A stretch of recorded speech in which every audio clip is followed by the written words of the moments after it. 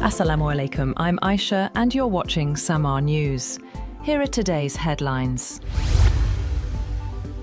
US President Donald Trump has signaled that the United States is set to complete its main objectives in the Iran conflict within the next 2 to 3 weeks, describing the measures as necessary to neutralize Iran's threat to regional and global security. Speaking in a prime-time address, he warned that US forces would continue aggressive operations against Iranian targets. Trump told the nation that US forces had delivered swift, decisive, overwhelming victories during the past 32 days of strikes. He added that the temporary spike in US gasoline prices was a direct result of Iranian attacks on commercial tankers, not the US strategy, and criticized allies for relying on oil from the region.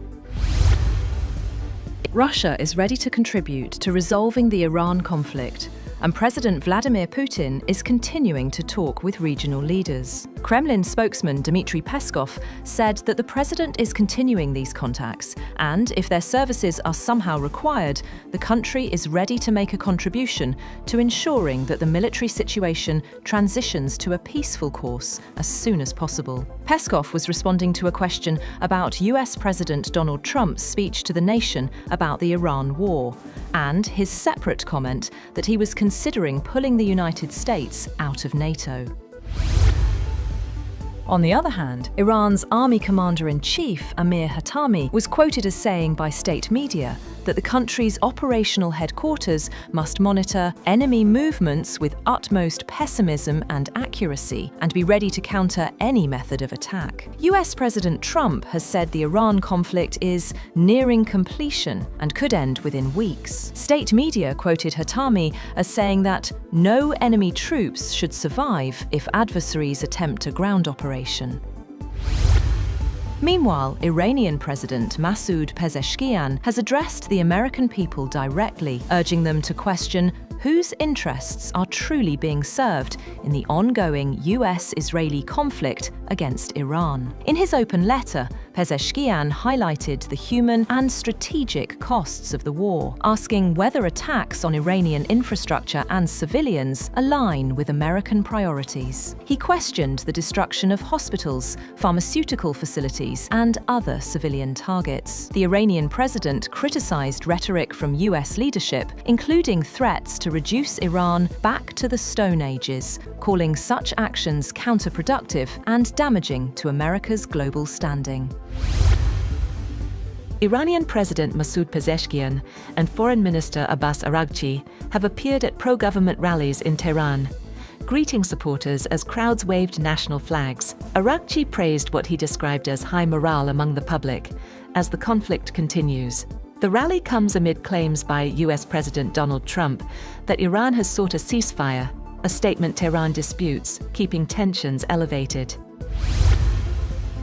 Britain has said it will host talks aimed at forming a coalition of countries to explore ways to reopen the Strait of Hormuz, after US President Donald Trump said securing the vital waterway was a problem for other nations to resolve. British Foreign Minister Yvette Cooper will chair the virtual meeting of about 35 countries, including France, Germany, Italy, Canada, and the United Arab Emirates, around midday in London, to explore ways to restore freedom of navigation in the area. The United States is not due to attend.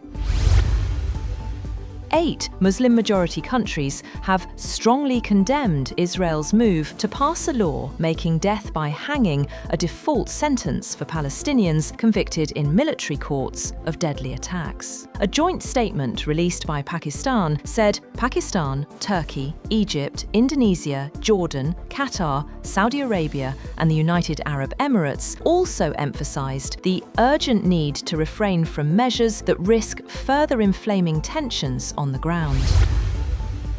And 4 astronauts have blasted off from Florida on NASA's Artemis II mission, a high-stakes voyage around the moon that marks the United States' boldest step yet toward returning humans to the lunar surface later this decade in a race with China. NASA's Space Launch System rocket, topped with its Orion crew capsule, roared to life just before sunset, carrying its debut crew. 3 US astronauts and a Canadian astronaut into Earth orbit. The 32-story tall space vehicle thundered into clear skies, trailing a towering column of thick white vapor.